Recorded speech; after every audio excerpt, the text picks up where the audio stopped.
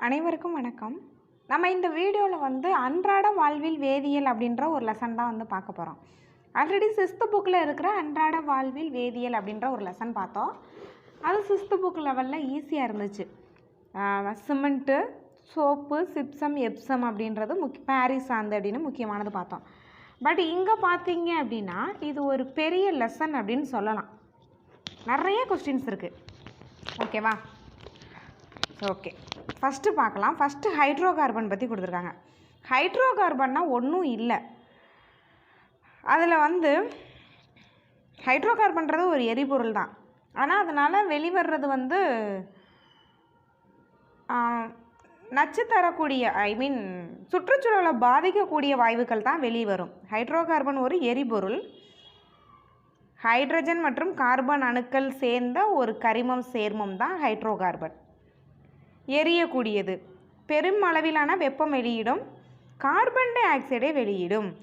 இந்த carbon di oxide சுற்றுச்சூழலை பாதிக்கும், புவி வெப்பமயமாதலுக்கு முக்கியமான ஒரு காரணமாக பார்க்கப்படுவது இந்த ஹைட்ரோ கார்பன் எரிபொருள். ஓகேவா? ஓகே, ஹைட்ரோ கார்பன்றது ஹைட்ரஜனும் கார்பன் அணுக்களும் சேர்ந்தது தான். அது எரிபொருளாக பயன்படுது. அப்போ என்ன ரிலீஸ் ஆகுது அப்படின்னா கார்பன் டை ஆக்சைடு நீராவி வெளியேறுகிறது. அதில் கார்பன் டை ஆக்சைடு சுற்றுச்சூழலை பாதிக்கும். ஹைட்ரோ கார்பன் ஒரு எரிபொருளாக பயன்படுகிறது. ஹைட்ரோ கார்பன் பார்த்தீங்க அப்படின்னா 300 மில்லியன் ஆண்டுகளுக்கு முன் தாவரங்களும் விலங்குகளும் இறந்து கடலின் அடிப்பரப்பில் புதையுண்டன. பல ஆண்டுகளாக அவை பல்வேறு மண் வண்டல் படிவுகளாக சூழப்பட்டன. பின் பூமியின் உள்பரப்பில் புதையுண்டன. அதுதான் என்னது? Hydro carbon. பிறகு அதிக வெப்பநிலை மற்றும் அழுத்தத்தினால் அழுத்தப்பட்டு படிம எரிபொருளான எண்ணெய் மற்றும் இயற்கை வாயுவாக மாற்றப்பட்டது. எது? 300 ஆண்டுகளுக்கு முன்னாடி இறந்த தாவரங்களும் விலங்குகள் தான். இந்த எரிபொருட்கள் சிறு துளைகள் உடைய பாறைகளுக்கிடையே காணப்படுகிறது. பாறைகளுக்கிடையான அந்த சின்ன சின்ன ஹோல்குள்ளேருந்து தான் அந்த இதெல்லாம் நமக்கு கண்டுபிடிக்கிறாங்க. இப்பாறைகள் கடலின் அடி ஆழத்தில் காணப்படுகிறது. இப்பாறைகளை குடைந்து ஹைட்ரோ கார்பன் வெளியே எடுக்கப்படுகிறது. ஹைட்ரோ கார்பன் இப்போ சமீபத்தில் ஜம்மு காஷ்மீர், ராஜஸ்தான்லலாம் லித்தியம் கண்டுபிடிச்சிருப்பாங்க. அதுவுமே எப்படி எடுப்பாங்கன்னா பாறைகளை குடைந்து தான் எடுப்பாங்க. ஹைட்ரோ கார்பன் பல்வேறு வகையான தாவரங்களில் காணப்படுகிறது. ஹைட்ரோ கார்பனால் இந்த லெசனில் பார்த்திங்கன்னா ஹைட்ரோ கார்பன் நன்மை அப்படின்ற மாதிரி இந்த லெசன் போயிருக்கோம். ஆனால் உண்மையாகவே ஹைட்ரோ கார்பன் சுற்றுப்புறத்திற்கு தீங்கு விளைவிக்கக்கூடியதான். ஹைட்ரோ கார்பனோட பண்புகள் பார்த்தோம் அப்படின்னா நீரில் கரையவே கரையாது. 1, மிதக்கும். நீரில் பார்த்திங்கன்னா ஹைட்ரோ கார்பன் மிதக்கும். ஹைட்ரோ கார்பன் நீரை விட அடர்த்தி ரொம்ப கம்மி தான். அதிகமாக இருந்தால் தானே நீருக்கு உள்ளே போகும். அடர்த்தி குறைவுனா மேலே தான் மிதக்கும். எனவே அவை நீரின் மேற்பரப்பில் மிதக்கிறது. ஹைட்ரோ கார்பன் அடர்த்தி குறைவு. பெரும்பாலான ஹைட்ரோ கார்பன் ஆக்சிஜனுடன் வினைப்பட்டு கார்பன் டை ஆக்சைடையும் நீரையும் தருகிறது. கார்பன் டை ஆக்சைடை கொடுக்குது. ஹைட்ரோ கார்பன் வாயுக்களாகவும். ஹைட்ரோ கார்பன் 3 விதத்துலேயுமே இருக்குது. வாயுவாகவும் இருக்குது. ஹைட்ரோ கார்பன் நிறைய பயன்படுது. வாயுவாகவும் இருக்குது, லிக்யூடாக திரவமாகவும் இருக்குது, சாலிட் திண்மமாகவும் இருக்குது. இப்போ பாருங்கள், வாயுக்களாக இருக்கிறது என்னென்ன பொருள் அப்படின்னா மீத்தேன் மற்றும் ப்ரப்பேன். இதிலேருந்து எக்ஸாமில் நிறைய கொஸ்டின் கேட்டிருக்காங்க சயின்ஸை பொறுத்தளவு. ஓகேவா? சொல்கிறேன் என்னென்ன கொஸ்டின் கேட்டிருக்காங்கன்னா லாஸ்ட்டாக குரூப் 4 கூட இந்த லெசன்லேருந்து ஒரு கொஸ்டின் கேட்டிருந்தாங்க. ஹைட்ரோ கார்பன் வாயுக்களாக மீத்தேனும் ப்ரப்பேனாகவும் உள்ளது. திரவங்களாக பார்த்தீங்க அப்படின்னா ஹெச்சேன் மற்றும் பென்சீனாக உள்ளது. மற்றும் மெழுகு. திரவங்களாக ஹெச்சேன் மற்றும் பென்சின் லிக்யூடா. அடுத்தது திண்மங்களாக பார்த்தீங்க அப்படின்னா பாரபின். ஹைட்ரோ கார்பன் ஒன்றுடன் ஒன்று இணைந்து வேதி பிணைப்புகளை உருவாக்கும் தன்மை கொண்டது. அந்த ஒன்றோடு ஒன்று சேர்ற அந்த சங்கிலி தொடராக்கத்தை என்ன சொல்லுவாங்கன்னா கேட்டினேஷன் அப்படின்னு சொல்கிறாங்க. சரி, ஹைட்ரோ கார்பன்களின் வகைகள். ஹைட்ரோ கார்பனில் ஹைட்ரஜனும் கார்பன் தான் இருக்கும். அதெல்லாம் சேர்ந்து இருக்கும். அதான் சங்கிலி தொடர் மாதிரி ஒன்றோடு ஒன்று பிணைக்கப்பட்டிருக்கும். இந்த அணுக்களுக்கு இடையான பண்பின் இதெல்லாம் தேவையில்லை. ஹைட்ரோ கார்பன்கள் பொதுவாக ஒரு 4 வகையாக சொல்லுவாங்க. ஒன்று ஆல்கேன், அடுத்தது அல்கீன், கேன், கீன், கைன், ஆரின்கள். நம்ம இந்த 3 தான் படிச்சிருப்போம். இதில் ஒரு 4 சொல்லியிருக்காங்க. நம்ம அல்கேன், அல்கீன், அல்கைன் படிச்சிருப்போம். ஓகே. மீத்தேன் ஒரு முக்கியமான ஒரு கொஷின் ஏரியா. மீத்தேன் பார்த்தீங்க அப்படின்னா ரொம்ப மிகவும் எளிய ஹைட்ரோகார்பன். மீத்தேன் அப்படின்றது ஒரே ஒரு கார்பன் இருக்கும். இங்கே ஒரு ஹைட்ரஜன், இங்கே ஒரு ஹைட்ரஜன், இங்கே ஒரு ஹைட்ரஜன், இங்கே ஒரு ஹைட்ரஜன். கார்பனை சுற்றி எப்போவுமே 4 கோடு போடணும். ஓகேவா? அது தெரிஞ்சிருக்கும் நமக்கு. கார்பன் 4 ஹைட்ரஜனை கொண்டது. இதுதான் வந்து மீத்தேன். இது வந்து நிறம் இருக்காது, மணமும் இருக்காது, எளிதில் தீப்பிடிக்கக்கூடிய வாயு. மீத்தேன், ஈத்தேன், ப்ரப்பேன், பியூட்டேன் எல்லாமே தீப்பிடிக்கும்.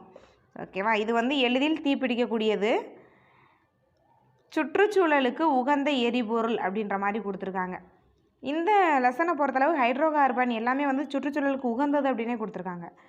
இது தீங்கு தரும் விளைபொருள் எதையும் உருவாக்குவதில்லையா.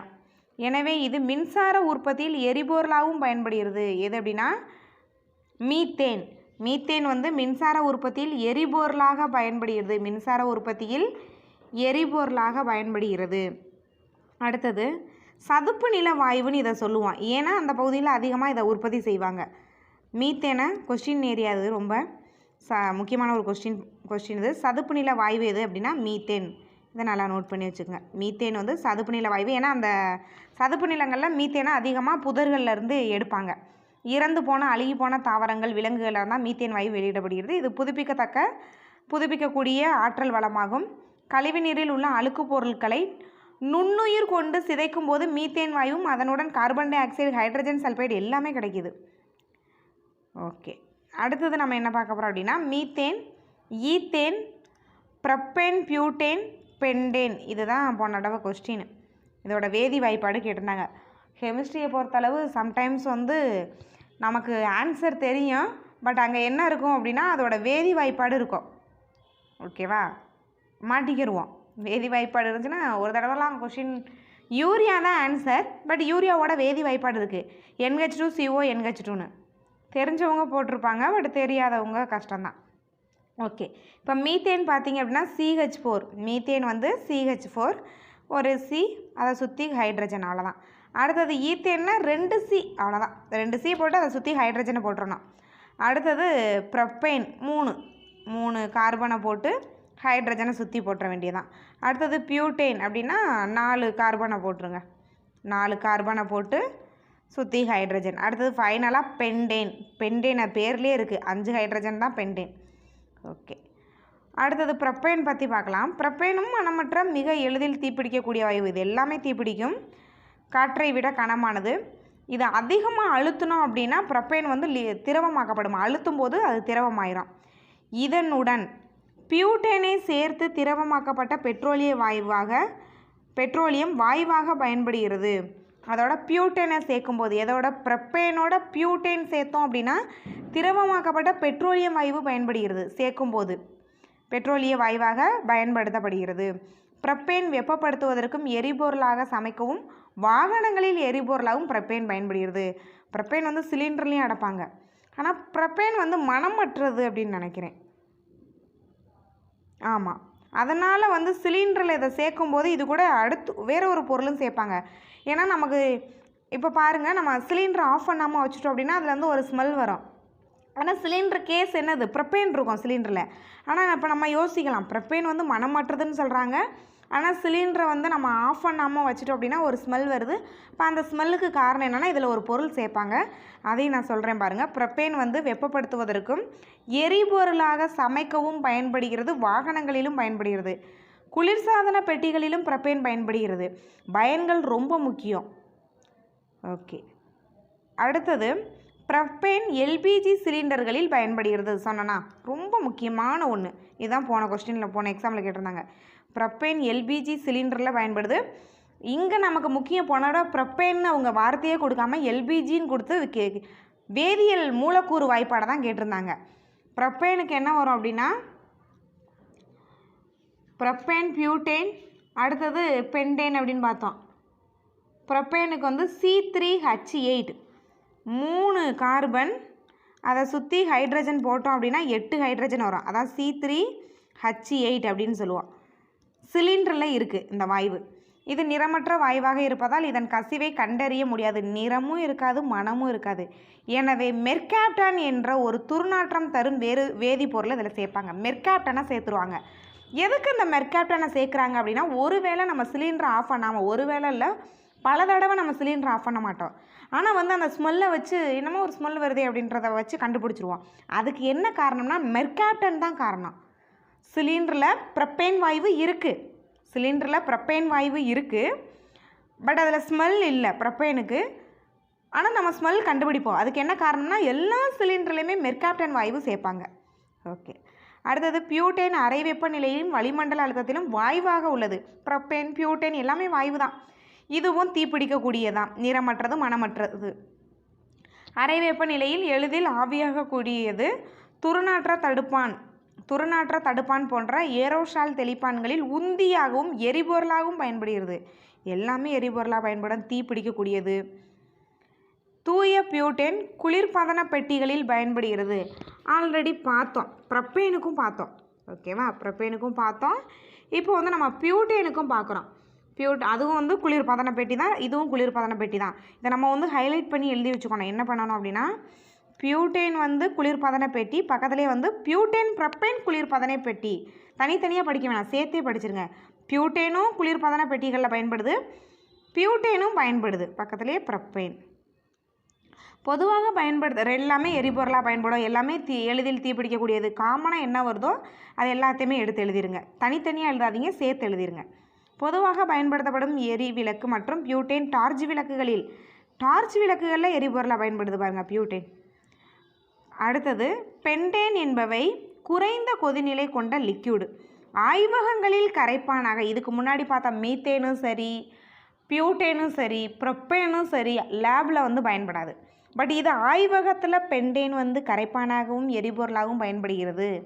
இவை பாலிஸ்டைரீன் என்ற வேதிப்பொருட்களை உற்பத்தி செய்ய பயன்படுகிறது. ரொம்ப முக்கியமான ஒன்று, பாலிஸ்டைரீன் என்ற வேதிப்பொருட்களை உற்பத்தி செய்ய பயன்படுகிறது. ஆய்வகங்களில் கரைப்பொருட்களாகவும் எரிபொருளாகவும், எரிபொருள் எல்லாமே தான், பட் லேபில் பென்டேன் பயன்படுது. அதே மாதிரி பாலிஸ்டைரீன் என்ற வேதிப்பொருள் உற்பத்தி செய்யவும் பென்டேன் பயன்படுகிறது. என்னென்ன ஸ்பெஷலோ அதை மட்டும் எழுதிக்கலாம். அடுத்தது இயற்கை வாயு. இப்போ நீங்கள் நினைப்பீங்க இயற்கை வாயுனா நீர், காற்று அதில் இருந்தால் உற்பத்தி செய்கிறான்னா இல்லை. இயற்கை வாயு அப்படின்றது வந்து சுற்றுச்சூழலுக்கு தீங்கு தரக்கூடியதான். ஹைட்ரோகார்பன் எந்த அளவுக்கு கார்பன் டை ஆக்சைடை ரிலீஸ் பண்ணி சுற்றுச்சூழலை பாதிப்படைஞ்சு உலகத்தவே பூமியவே வெப்பமயமாக்குதோ அதே போல தான் இயற்கை வாயுவும். இயற்கை வாயுவில் அதிகமாக மீத்தேன் இருக்கும். இயற்கை வாயு என்பது இயற்கையில் உருவாகும் மீத்தேன், உயர் அல்கேன் மற்றும் சிறிதளவு carbon dioxide, hydrogen sulphide போல் எவ்வளோ வாயுக்கள் பாருங்கள். மீத்தேன் இருக்குது, ஆல்கேன் இருக்குது, கார்பன் டை ஆக்சைடு இருக்குது, நைட்ரஜன் இருக்குது, ஹைட்ரஜன் சல்ஃபைடு இருக்குது. இந்த இயற்கை வாயுவில் மீத்தேன், ஈத்தேன், கீழ்நிலை ஹைட்ரோ கார்பன் இருந்தால் இது உலர்வாயு எனப்படும். இயற்கை வாயுவை உலர்வாயுன்னு சொல்கிறான். காரணம் வந்து மீத்தேன், ஈத்தேன் அதில் இருக்குது. ப்ரப்பேன், பியூட்டேன் போன்ற எல்லாமே இருக்குங்க, இதில் இல்லாததே இல்லை. இயற்கை வாயுவில் பார்த்தீங்க அப்படின்னா மீத்தேன், ஈத்தேனும் இருக்குது, அதனால தான் அதை உலர்வாயுன்னு சொல்கிறான். ப்ரப்பேன், பியூட்டேனும் இருக்குது, அதனால தான் அதை ஈரவாயுன்னு சொல்கிறான். அப்போ இயற்கை வாயுவுக்கு எவ்வளோ பேருன்னு பாருங்கள். அதில் எல்லா வாயுக்களும் சேர்ந்த கலவை தான் இயற்கை வாயு. ஓகே, எண்ணெய் கிணறுகளின் எண்ணெய் மட்டத்திற்கு மேலே எப்பொழுதும் இது தேவையில்லை. அடுத்தது இயற்கை வாயு வெப்பப்படுத்துவதற்கும் சமைப்பதற்கும் மின்சார உற்பத்தி செய்வதற்கும் பயன்படும் ஒரு படிம எரிபொருள் ஆற்றல் மூலம். எங்கெல்லாம் பயன்படுது அப்படின்றத பார்த்துக்கோங்க. இது பார்த்திங்க அப்படின்னா நம்ம திரிபுரா ஸ்டேட்டு, ராஜஸ்தான், மகாராஷ்டிரா, ஆந்திராவில் வந்து அந்த கிருஷ்ணா கோதாவரி படுகைகள், தமிழ்நாட்டில் காவிரி டெல்டா பகுதிகளில் காணப்படுது இயற்கை வாயு. சதுப்பு நில பகுதிகளிலும் கழிவுநீர் கால்வாய்களிலும் உள்ள சிதைவடையும் கரிம பொருட்களில் இருந்து உருவாகிறது. நான் ஆல்ரெடி சொன்னேன் சதுப்பு நில வாயுன்னு ஒன்று சொல்லுவோம் அப்படின்னு. என்ன அப்படின்னா தெரிஞ்சவங்க கமெண்ட் பண்ணுங்கள். ரொம்ப முக்கியமான ஒன்றுன்னு சொன்னேன், சதுப்பு நில வாயுன்னு தான் அதோட பேரே, மறுபேர். ஓகே, இது பார்த்திங்கன்னா சதுப்பு நில பகுதிகளிலும் கழிவுநீர் கால்வாய்களிலும் உள்ள சிதைவடையும் கரிம பொருட்கள் இருந்து இது உற்பத்தி பண்ணுறாங்க. இயற்கை வாயுவில் அதிகமாக பார்த்திங்கன்னா மீத்தேன் இருக்கும். அது எவ்வளோ பர்சன்டேஜ்னு பின்னாடி கொடுத்துருக்காங்க. மீத்தேன் வந்து இதில் எவ்வளோ இருக்குது அப்படின்றதையும் இயற்கை வாயுவில் சொல்லியிருப்பாங்க. ஓகே, பார்க்கலாம். இயற்கை வாயுவோட பயன்கள். இயற்கை வாயு தொழிற்சாலைகளிலும் வீடுகளிலும் எரிபொருள் தான். இயற்கை வாயுவும் சரி, ஹைட்ரோ கார்பனும் சரி, அதோட முக்கிய பயன்பாடாவே அதெல்லாம் எரிபொருள் தான். பட் எரிபொருளாக இது பயன்பட்டும் பூமிக்கு வந்து தீங்கை தான் விளைவிக்குது. அதோட விளைவுன்னு பார்த்தோம் அப்படின்னா தீமை தான். ஹைட்ரோ கார்பன் இயற்கை வாயு. அதனால தான் இப்போ என்ன பண்ணுறாங்கன்னா ஹைட்ரஜன்லேருந்து மின்சாரம் தயாரிக்கணும், எரிபொருள் தயாரிக்கணும் அப்படின்னு வந்து நிறையா ஸ்கீம் கொண்டு வராங்க. ஓகே. அடுத்தது வெப்ப ஆற்றல் நிலையங்களில் பயன்படுது. பெட்ரோல் மற்றும் டீசலுக்கு ஒரு மாற்று எரிபொருளாக இயற்கை வாயு பயன்படுகிறது. வெப்பப்படுத்தும் போது இயற்கை வாயுவானது ஹைட்ரஜனையும் கார்பனையும் தருகிறது. இவ்வாறு உருவாகும் ஹைட்ரஜன் வாயு உர உற்பத்தியிலும் பயன்படுகிறது. ஹைட்ரஜன் வாயு உர உற்பத்தியிலும் பயன்படுகிறது. அடுத்தது ஒரு பாக்ஸ் இருக்குது, ப்ளஸ் இதோட பயன்களை முடிச்சிடலாம். பல்வேறு வேதிப்பொருட்கள், கண்ணாடி, இரும்பு, பிளாஸ்டிக்குகள், துணிகள், பெயிண்டுகள் உற்பத்தி செய்ய பயன்படுது. மின்சார உற்பத்தியிலும் இயற்கை வாயு பயன்படுகிறது. மிதமான வெப்பநிலை மற்றும் ஈரப்பதம் ஓவியங்களையும் தொன்மையான கலைப்பொருட்களையும் சுற்றுச்சூழலினால் ஏற்படும் பாதிப்புகளில் இருந்து காப்பதற்கு தேவைப்படுகிறது. இயற்கை வாயுவை கொண்டு அருங்காட்சியகங்களில் உள்ள பழமையான சின்னங்கள், நினைவு சின்னங்களை பாதுகாக்கிறாங்க. இயற்கை வாயுவை வச்சு என்ன பண்ணுறாங்க அப்படின்னா மியூசியத்தில் வந்து இந்த பொருட்கள் வந்து பழமையான சின்னங்கள் வந்து பாதுகாக்கிறாங்கல்ல, அதுக்கு வந்து இயற்கை வாயுவை பயன்படுத்துகிறாங்க. ஓகே. அடுத்தது இயற்கை வாயுவின் அனுகூலங்கள். இயற்கை வாயுவின் அனுகூலங்கள். இது எளிதில் எரியக்கூடியது, தீப்பிடிக்கக்கூடியதான். ஹைட்ரோ கார்பன் போல தான் இதுவும். மற்றும் பெருமளவு வெப்பத்தை வெளியிடக்கூடியது. எரியும் போது எந்த கழிவையும் விட்டு வைப்பதில்லை. இது எரியும் பொழுது புகையை வெளிவிடாததால் சுற்றுச்சூழலுக்கு மாசு ஏற்படாது அப்படின்னு கொடுத்துருக்காங்க. பட் இயற்கை வாயு மாசு தான். இந்த புக்கில் பார்த்திங்கன்னா அதை வந்து ஒரு நன்மையாகவே சொல்லியிருக்காங்க. இந்த வாயுவை குழாய்கள் மூலம் எளிதில் எடுத்து சென்று சேர்க்க முடியும். அடுத்தது இதனை நேரடியாக எரிபொருளாகவும் வீடுகளிலும் தொழிற்சாலைகளிலும் பயன்படுத்த முடியும். ஓகே. அடுத்தது முக்கியமான ஒன்று பார்க்க போகிறோம். என்ன அப்படின்னா சிஎன்ஜி அப்படின்னு சொல்கிறாங்க. சிஎன்ஜி அழுத்தப்பட்ட இயற்கை வாயு. அழுத்தப்பட்ட இயற்கை வாயு. இதில் பார்த்தீங்க அப்படின்னா முதன்மையானது எது அப்படின்னா இதில் உள்ள முதன்மையான ஹைட்ரோ கார்பன் மீத்தேன். ஸோ இதை தான் நான் அங்கே சொல்லிட்டேன்னு நினைக்கிறேன். சிஎன்ஜியில் வந்து பார்த்தீங்க அப்படின்னா அதிகமாக என்ன இருக்கும் அப்படின்னா CH4 இருக்கும், மீத்தேன் இருக்கும். மீத்தேன் வந்து 88.5% என்ன தான் இருக்குது, அழுத்தப்பட்ட இயற்கை வாயு. அழுத்தப்பட்ட இயற்கை வாயுவில் அதிகபட்சமாக என்ன இருக்குது அப்படின்னா மீத்தேன் தான் இருக்குது. 88.5% இருக்குது. பெரிய லாரிகளில் இது திரவமாக்கப்பட்ட நிலையில் அனுப்பப்படுகிறது. இது திரவமாக்கப்பட்ட இயற்கை வாயு எனப்படும். சிஎன்ஜி அப்படின்றது அதிக அழுத்தத்திலும், எல்என்ஜி அப்படின்றது மிகவும் குளிரூட்டப்பட்ட திரவ நிலையிலும் சேமித்து வைக்கப்படுகிறது. இதோட பண்புகள் அப்படின்னா மலிவான தூய்மையான எரிபொருள். மலிவான தூய்மையான எரிபொருள், எல்லாமே எரிபொருள் தான். வாகனங்கள், இதனை பயன்படுத்தும் வாகனங்கள் மிக குறைவான கார்பன் டை ஆக்சைடையும் ஹைட்ரோ கார்பனையும் வெளியிடுகிறது. பெட்ரோல் டீசலை விட விலை குறைவு. அடுத்து சிஎன்ஜியோட அந்த இயல்பு பார்த்திங்கன்னா அதிகபட்சமாக பார்த்திங்கன்னா மீத்தேன் தான். அதிகபட்சம் எது அப்படின்றத நோட் பண்ணி வச்சுக்கோங்க. இதில் முக்கியமே இதுதான். சிஎன்ஜியில் அதிகமாக என்ன இருக்குது அப்படின்னா மீத்தேன் இருக்குது. 88.5% இருக்குது. அடுத்தது எரிபொருள் வாயுக்கள். உற்பத்தி வாயு, நிலக்கரி வாயு, உயிரி வாயு, நீர் வாயு. ஆக்சுவலாக இது வந்து ரொம்ப பெரிய லெசன், ஓகேவா? அதிலலாம் நான் ரொம்ப முக்கியமான கொஷின் மட்டும் சொல்கிறேன். இயற்கை வாயு பார்த்திங்க அப்படின்னா கார்பன் மோனாக்சைடும் நைட்ரஜனும் சேர்ந்த கலவை தான். கார்பன் மோனாக்சைடும் சிஓனா கார்பன் மோனாக்சைடுன்னு சொல்லுவோம். அதுவும் பார்த்திங்க அப்படின்னா நைட்ரஜனும் சேர்ந்த கலவை தான் உற்பத்தி வாயு அப்படின்னு சொல்கிறாங்க. வேறு இதில் உற்பத்தி வாயு வெவ்வேறு நாடுகளில் வெவ்வேறு பேரில் அறியப்படுது. அமெரிக்காவில் மரவாயுன்னு சொல்கிறாங்க உற்பத்தி வாயுவை. எது? கார்பன் மோனாக்சைடு நைட்ரஜன் சேர்ந்த கலவையை. அடுத்தது இங்கிலாந்தில் உறிஞ்சு வாயுன்னு சொல்கிறாங்க. நம்ம வந்து அதை உற்பத்தி வாயுன்னு சொல்கிறோம். அமெரிக்காவில் மரவாயு, யூகேல பார்த்திங்கன்னா உறிஞ்சு வாயு. அடுத்தது நிலக்கரி வாயு. இதில் பார்த்திங்கன்னா ஹைட்ரஜன், மீத்தேன் இருக்குது. இதில் ஹைட்ரஜன் இருக்குது, மீத்தேன் இருக்குது, கார்பன் டை ஆக்சைடு இருக்குது. அங்கே என்ன பார்த்தோம்? கார்பன் மோனாக்சைடும் நைட்ரஜனும் சேர்ந்தது உற்பத்தி வாயுன்னு பார்த்தோம். இங்கே வந்து carbon dioxide, methane, hydrogen 3ம் சேர்ந்தது. ஓகேவா? இது பார்த்திங்க அப்படின்னா இதில் ஒரு முக்கியமானது வந்து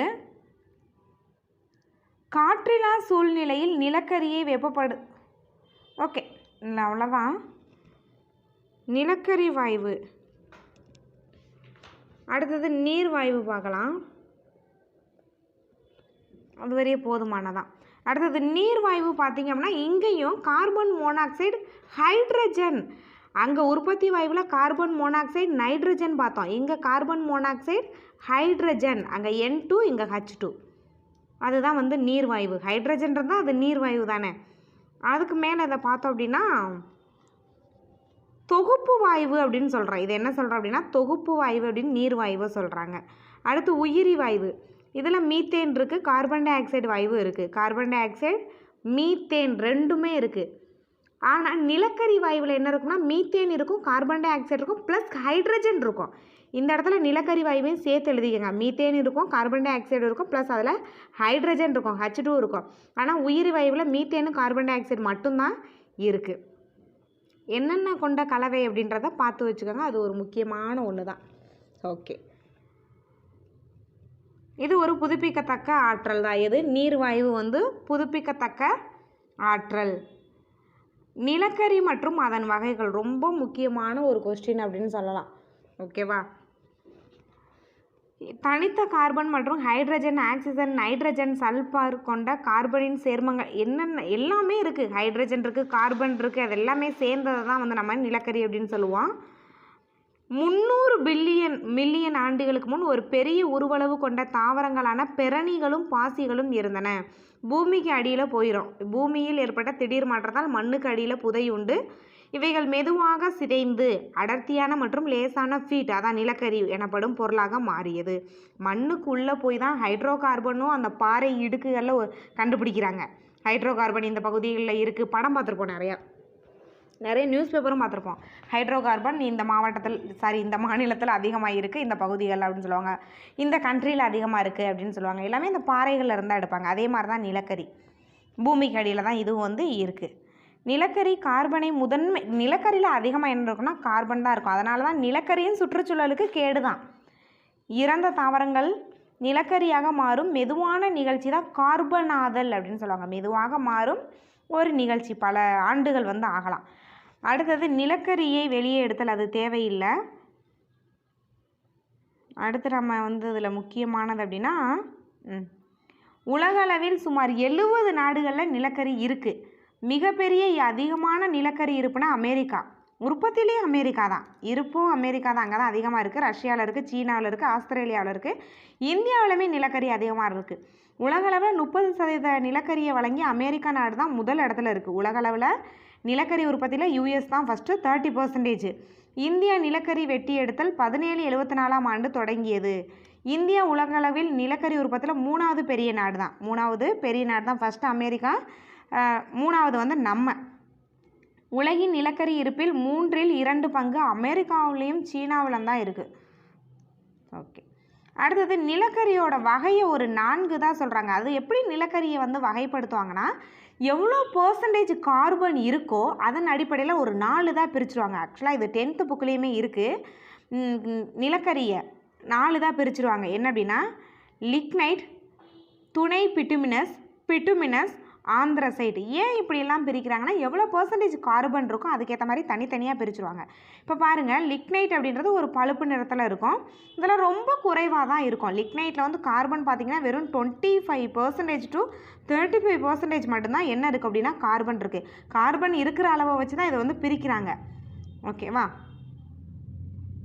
மின்சார உற்பத்தியில் பயன்படுது. மின்சார உற்பத்தியில் லிக்னைட் வந்து பயன்படுது, மின்சார உற்பத்தியில் பயன்படுகிறது. அதுக்கப்புறம் பார்த்தீங்க அப்படின்னா ஓகே, அடுத்தது துணை பிட்டுமினஸ். இது பார்த்தீங்க அப்படின்னா அங்கே பழுப்பு நிறம்னு பார்த்தோம். இது கொஞ்சம் அடர் நிறமாக இருக்கும், கடினமாக இருக்கும், கருமை நிறமுடையது. அதை விட இதில் கார்பனோட அதிகம். அங்கே வந்து 25 to 35ன்னு பார்த்தோம். இது 35லேருந்து 44% இருக்குது. இதில் பாருங்கள், துணை பிட்டுமினஸில் 35 to 44% வரைய கார்பன் இருக்குது. முதன்மையாக மின்சார உற்பத்திக்கு எரிபொருளாக பயன்படுகிறது. அடுத்தது மேலும் தூய்மையாக எரியக்கூடியதான் பிட்டுமினஸ். அடுத்தது என்ன பார்க்க போகிறோம் அப்படின்னா இப்போ துணை பிட்டுமினஸ் பார்த்தோம், 35லேருந்து 44% அப்படின்னு. பிட்டுமினஸ் இதில் அந்த கார்பனோட அளவை நல்லா ஞாபகம் வச்சுக்கோங்க. இது பார்த்திங்க அப்படின்னா 45லேருந்து 86% வரைய பிட்டுமினஸில் வந்து இருக்குது. லிக்னைட் பார்த்தோம், துணை பிட்டுமினஸ் பார்த்தோம், இப்போ வந்து பிட்வீனஸ் பார்க்குறோம். பிட்டுமினஸில் பார்த்திங்கன்னா 45லேருந்து 86% என்ன இருக்குது அப்படின்னா கார்பன் இருக்குது. கார்பன் வந்து அதிகமான அளவு இருக்குது. ஓகே, அடுத்தது இதில் முக்கியம் அப்படின்னா அடுத்தது பார்க்கலாம். நைலான் அந்த பொருள் எல்லாம் அதில் வந்து தயாரிக்கிறாங்க. அடுத்து ஆந்த்ரசைடு. ஆந்த்ரசைடு வந்து மிகவும் உயர்தரம் கொண்ட நிலக்கரி வகையை ஆந்த்ரசைடு தான். மிகவும் உயர்தரம் கொண்ட நிலக்கரி வகை ஆந்த்ரசைடு. கருமை நிறமாக இருக்கும். இது மோஸ்ட்லி எல்லாமே வந்து பிளாக் கலரில் தான் இருக்கும். ஆந்த்ரசைட் நிலக்கரியானது மிகவும் கடினமானது, கருமை நிறமும் பளபளக்கும் தன்மையும் கொண்டது. கார்பனோட சதவீதம் 97%. கார்பன் தான் இங்கே அதிகமாக இருக்குது. அதனால தான் இதை என்ன சொல்லுவாங்கன்னா உயர்தரம் கொண்ட நிலக்கரி வகைன்னு சொல்லுவாங்க. 86லேருந்து 97% ஆந்த்ரசைட்டில் என்ன இருக்குது அப்படின்னா கார்பன் இருக்குது. பிட்டுமினஸ் நிலக்கரியை விட சற்று உயர்ந்த வெப்ப ஆற்றல் மதிப்பை கொண்டது. ஓகே, அடுத்தது நம்ம என்ன பார்க்க போகிறோம் அப்படின்னா நிலக்கரியோட பயன்கள் எங்கெல்லாம் பயன்படுது. நிலக்கரி வந்து வெப்பத்தையும் மின்சாரத்தையும் உற்பத்தி செய்யும். உயவு பொருட்கள், நீர் ஒட்டா பொருட்கள்னால் அந்த கண்ணாடியில் நீர் ஒட்டாது, அப்போ அதெல்லாம் தயாரிக்கிறதுக்கு இதுவும் வந்து பயன்படும். நிலக்கரி அந்த சிலிக்கன்லேருந்து தானே கண்ணாடி தயாரிக்கிறாங்க, அங்கே பயன்படும். நீர் ஒட்டா பொருட்கள், ரெசின்கள், அழகு சாதன பொருட்கள், ஷாம்பு, பற்பசை எல்லாத்துலேயுமே பயன்படுது. மேலும் இந்த சிலிக்கன் வழி பொருட்களை உற்பத்தி செய்ய அந்த சிலிக்கன் வழியாக பொருட்கள் கண்டுபிடிக்கிறாங்களோ அது எல்லாத்துலேயுமே நிலக்கரி பயன்படும். கரிமுகப்பூச்சிகளிலும் செயல்மிகு கரிமுகப்பூச்சிகளில் பிற அழகு சாதன பொருட்களிலும் நிலக்கரி பயன்படுது. காகிதம் தயாரிப்பில் பயன்படுது. அலுமினா தூய்மைப்படுத்தும் தொழிற்சாலைகளை உருவாக்க நிலக்கரி பயன்படுகிறது. மிகவும் வலிமை கொண்டது, ஆனால் அவற்றின் லேசான கார்பன் நிலைகள் கட்டுமானம், மலையேறும் பைக்குகளா டென்னிஸ் ராக்கெட் தயாரிக்க பயன்படுகிறது. நிலக்கரியிலிருந்து பெறப்படும் செயல்மிகு கரிநீர் மற்றும் காற்று சுத்தப்படுத்தும் வடிகட்டிகளிலும் சிறுநீரக சுத்திகரிப்பு கருவிகளிலும் பயன்படுது. நிலக்கரியோட பயன்பாடு ஏராளம். அடுத்தது நிலக்கரியில் இருந்து கிடைக்கும் விளைபொருள். பல பொருள் இருக்குது, சொல்லிக்கிட்டே இருக்கலாம். அது ஒரு பெரிய லிஸ்ட்டே போகும். நிலக்கரியிலிருந்து காற்றில்லா சூழலில் நிலக்கரியை வெப்பப்படுத்தும் போது எரியாமல் பல பொருட்களை தரும். லிஸ்ட் அவுட் பண்ணோம் அப்படின்னா அது பெருசாக போகும். சோப்பு, ஆஸ்பிரின் மாத்திரை, அதுக்கப்புறம் வந்து ரேயான், நைலான், அந்த பிளாஸ்டிக் பொருள் எல்லாமே இதிலேருந்து தான் தயாரிக்கிறோம். ஃபைனலாக பார்த்தோம் அப்படின்னா கல்கரி, நிலக்கரி தாறு, அமோனியா, நிலக்கரி வாயு எல்லாமே கிடைக்கிது இதிலிருந்து. இப்போ பார்க்கலாம், கல்கரி அப்படின்றதுல வந்து 98% கார்பன் இருக்குது. கல்கரியில் வந்து கார்பன் இருக்குது. நிலக்கரியிலேருந்து தான் கல்கரி உற்பத்தி பண்ணுறாங்க. கல்கரியில் பார்த்திங்க அப்படின்னா 98% வந்து கார்பன் இருக்குது. இதுலேயும் நிறையா பொருட்கள் வந்து தயாரிப்பாங்க. அடுத்தது கரித்தார் பார்த்திங்க அப்படின்னா இதுவும் கார்பன் சேர்மங்களின் கலவை தான். பின்ன காய்ச்சி வடிக்கும் போது இந்த பெட்ரோலியம், டீசல் அதெல்லாமே பின்ன காய்ச்சி வடித்தல் மூலம் தான் தயாரிப்பாங்க. இதுவும் பார்த்திங்க அப்படின்னா பின்ன காய்ச்சி வடிக்கும் போது பென்சின், டொலுவின், ஃபீனால், அனிலின் பல வேதிப்பொருள் கரித்தார்லேருந்து கிடைக்கிது. எல்லாமே கரித்தார் கல்கரி அப்படின்றத விட நிலக்கரியிலேருந்து இது எல்லாமே உற்பத்தி பண்ணுறாங்க. நிலக்கரியிலேருந்து தான் இந்த பொருள் முக்கியமான ஒரு விளைபொருளாக இருக்குது. இந்த கரித்தார், அதுக்கப்புறம் கரி வாயு, கல்கரி இதிலேருந்து ஒன்று உற்பத்தி பண்ணுறாங்க. இப்போ கரித்தார்லேருந்து உங்களுக்கு இது தெரியல அப்படின்னா நிலக்கரி அப்படின்றதையாவது ஞாபகம் வச்சுக்கோங்க. நிலக்கரியிலேருந்து தான் இது எல்லாமே பென்சின், டொலுவின், ஃபீனால், அனிலின் இது எல்லாமே கிடைக்கிது. அந்த மாதிரி பெயிண்ட்டு, இவை சாயங்கள், வெடிபொருட்கள், இயற்கை இலைகள், மருந்துகள், பூச்சிக்கொல்லிகள் தயாரிக்க பயன்படுகிறது. பயன்கள் ஏராளம். கரித்தாரில் இருந்து கிடைக்கும் மற்றொரு முக்கியமான பொருள் நாப்தலின் உருண்டை, அந்துருண்டை, பூச்சி விரட்டி. அதுவும் வந்து இதிலேருந்து தான் தயாரிக்கிறாங்க. இதில் எப்படின்னா கரித்தார்லேருந்து தயாரிக்கிறாங்க. நிலக்கரியிலேருந்து இது எல்லாமே கரித்தார் தயாரிக்கிறாங்க. கரித்தார்லேருந்து அந்துருண்டை தயாரிக்கிறாங்க. அதுக்கப்புறம் வந்து கரிவாயு. இதை வந்து நகர வாயுன்னு சொல்லுவாங்க. கரிவாயுவை நகர வாயு. இதில் ஹைட்ரஜன், மீத்தேன், கார்பன் மோனாக்சைடு அதெல்லாம் இருக்குது. இதுக்கு முன்னாடி பார்த்ததில் எல்லாத்துலேயுமே கார்பன் அதிகமாக இருக்குதுன்னு பார்த்தோம். ஆனால் கரிவாயுவில் என்ன இருக்குது? ஹைட்ரஜன், மீத்தேன், கார்பன் மோனாக்சைடு இதெல்லாமே இருக்குது. இது எல்லாமே சேர்ந்தது தான் கரிவாயு. அதிக கலோரி மதிப்பு கொண்டது. அடுத்தது அமோனியா. ஓகே, இதிலிருந்து அமோனியா பொருட்கள் தான் தயாரிக்கப்படும். நிலக்கரி கருப்பு வைரம். நிலக்கரி கருப்பு வைரம் என்று அழைக்கப்படுகிறது. அடுத்தது பெட்ரோலியம். பெட்ரோலியம் அப்படின்றது லத்தீன் மொழிச்சொல். இந்த அளவில் மட்டும் ஞாபகம் வச்சுங்க. பெட்ரோலியம் அப்படின்றது லத்தீன் மொழிச்சொல். அதில் பார்த்தீங்க அப்படின்னா பாறை எனப்படும் பொருள். பெட்ரோலியம் என்ற சொல் பாறை எனப்படும் பொருள்படும். டெட்ரா. பெட்ரோலியத்தை பிரிச்சிருங்க. பெட்ரோலியம் இருக்கா, பெட்ரோ ஓலியம் அப்படின்னு பிரிச்சிடணும். ஓலியம் அதோட மீனிங் வந்து பாறை, லத்தீன் மொழிச்சொல். அதே கதை தான். கடலுக்கு அடியில் உயிரினங்கள் இறந்து போய் பல ஆண்டுகளுக்கு பிறகு அதிலிருந்து நம்ம எடுக்கும்போது பூமிக்கு அடியிலிருந்து நம்ம வந்து இந்த பெட்ரோலியம் இது எல்லாத்தையுமே நம்ம எடுக்கிறோம். ஹைட்ரோ கார்பன்களின் கலவை தான் இது எல்லாமே. ஹைட்ரோ கார்பன்களின் கலவை தான் இந்த எரிபொருள். இதில் நம்ம படிக்க வேண்டிய முக்கியமான கொஷின் அப்படின்னு பார்த்தோம்னா, இப்போ பாக்ஸ் பார்க்கலாம். பழங்கால நாகரிகங்கள் கச்சா ஒட்டும் பொருட்களாக பயன்படுத்தி உள்ளன. பல்வேறு பரப்புகளின் நீர் புகா வண்ணம் தடுப்பதற்கு அந்த ஒட்டும் பொருளாக பயன்படுத்தப்பட்டது. பல்வேறு பரப்புகளில் நீர் புகா வண்ணம் தடுப்பதற்கு ஒட்டும் பொருளாக பயன்படுத்தப்பட்டது. அந்த கச்சா எண்ணெய் அது எல்லாத்தையுமே தான் சொல்கிறாங்க. ஒட்டும் பொருளாக அதை வந்து பயன்படுத்தியிருக்காங்க. நீர் உள்ளே போகக்கூடாது அப்படின்றதுக்காக அதோட மேற்பரப்பில் அந்த கச்சா பொருட்களை வந்து ஒட்டி வச்சுருக்காங்க. அதனால் அதுக்கு கீழே நீர் போகலை. எங்கே நமக்கு நீர் உள்ளே போகக்கூடாதுன்னு நினைக்கிறோமோ அந்த இடத்துல இந்த கச்சா பொருட்களை பயன்படுத்துகிறாங்க. உலக அளவில் பெட்ரோலிய உற்பத்தியில் America, Kuwait, Iran, Russia, Mexico இதெல்லாம் முதன்மை. இந்தியாவில் பார்த்திங்க அப்படின்னா அஸ்ஸாம், குஜராத், மகாராஷ்டிரா, ஆந்திரா, கோதாவரி, கிருஷ்ணா நதிப்படுகை, அதுக்கப்புறம் தமிழ்நாட்டில் காவேரி படுகை போன்ற இடத்துல பெட்ரோல் அதிகமாக கிடைக்கிது. பூமியை துளையிட்டு அதன் மூலம்தான் வந்து கருமை நிற திரவம் வெளியெடுக்கப்படுகிறது. அதான் பெட்ரோலு. உலகிலேயே முதல் பெட்ரோலிய எண்ணெய் கிணறு 1839 அமெரிக்காவில் பென்சில்வேனியா அப்படின்ற ஒரு இடத்துல தோண்டப்பட்டது. பென்சில்வேனியா. அடுத்தது ரெண்டாவது நம்ம தான். ரெண்டாவது எண்ணெய் கிணறு இந்தியா தான், அஸ்ஸாமில் மாக்கும் அப்படின்ற ஒரு இடத்துல 1867. ஸோ இந்தியாவில் எங்கே அப்படின்றத நல்லா பார்த்து வச்சுங்க. அடுத்தது நமக்கு இதை எப்படி பிரிச்செடுக்கிறாங்க அப்படின்னா பின்ன காட்சி வடித்தல் தான். இது ஒன் டைம் எக்ஸாமில் கேட்டிருந்தாங்க. பெட்ரோலியம் எப்படி தூய்மைப்படுத்தி பின்ன காட்சி வடித்தல். இது முக்கியமான ஒரு கொஸ்டின். இங்கே கொடுத்துருக்காங்க பாருங்கள். பெட்ரோலியம் வந்து அது ஒவ்வொரு ஸ்டெப்பெல்லாம் வேண்டாம். பெட்ரோலியம் வந்து எப்படி பண்ணுறாங்க அப்படின்னா, பெட்ரோலியம் எப்படி தூய்மைப்படுத்தப்படுதுன்னா, ஏன்னா பூமிக்கு கீழே இருந்து வரும்போதே பெட்ரோலாக வராது. பின்ன காட்சி வடித்தல் மூலம் தான் நமக்கு பியூரான பெட்ரோல் வந்து கிடைக்கிது, தூய்மையான பெட்ரோல். அது ஒவ்வொரு ஸ்டெப்பு நிறையா இருக்கும். ஃப்ரீயாக இருக்கும்போது அப்படியே பார்த்துக்கங்க. அடுத்தது நம்ம அதிலேருந்து பெட்ரோல்லேருந்து என்னெல்லாம் கிடைக்கிது அப்படின்ற மாதிரி பார்த்துருக்காங்க. கருப்பு தங்கம்னு சொல்கிறாங்க. பெட்ரோலியத்தை எப்படி சொல்கிறோம் அப்படின்னா கருப்பு தங்கம். இப்போ தான் பார்த்தோம் நிலக்கரியை கருப்பு வைரம்னு பார்த்தா, இப்போ கருப்பு தங்கம் வந்து பெட்ரோலியம். பெட்ரோலியம் பார்த்திங்க அப்படின்னா பெட்ரோ கெமிக்கல்ஸ் எனப்படுகிறது. டிட்டர்ஜென்ட்டுகள், செயற்கை இலைகள், பாலித்தீன் போன்ற மனிதனால் உருவாக்கப்பட்ட பிளாஸ்டிக்குகள் தயாரிக்க பயன்படுகிறது. இந்த பெட்ரோலை பார்த்திங்க அப்படின்னா பின்ன காட்சி வடித்தல் மூலம் சுத்திகரிப்பாங்க. அப்போ வந்து நமக்கு வந்து தூய்மையான பொருளை தான் பெட்ரோலாக நம்ம பயன்படுத்துகிறோம். அதில் நிறைய வேஸ்ட்டாக இருக்கும். அந்த வேஸ்ட்டான பொருளையும் விட மாட்டாங்க. வேஸ்ட்டான பொருளிலிருந்து தான் பாலித்தீன் தயாரிப்பாங்க. கொஞ்சம் ஓரளவு நல்லா இருக்க பொருளை வச்சு டிட்டர்ஜென்ட் உருவாக்குவாங்க.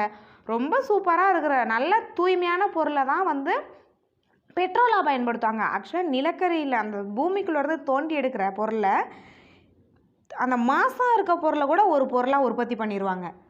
ஓகேவா? அதில் பியூராக இருக்கிற பொருள் மட்டும்தான் பெட்ரோல். இயற்கை வாயுவில் கிடைக்கும் ஹைட்ரஜன் உரங்கள், இயற்கை வாயுக்களில் இருந்து ஹைட்ரஜன் உரங்கள் தயாரிக்க பயன்படும்.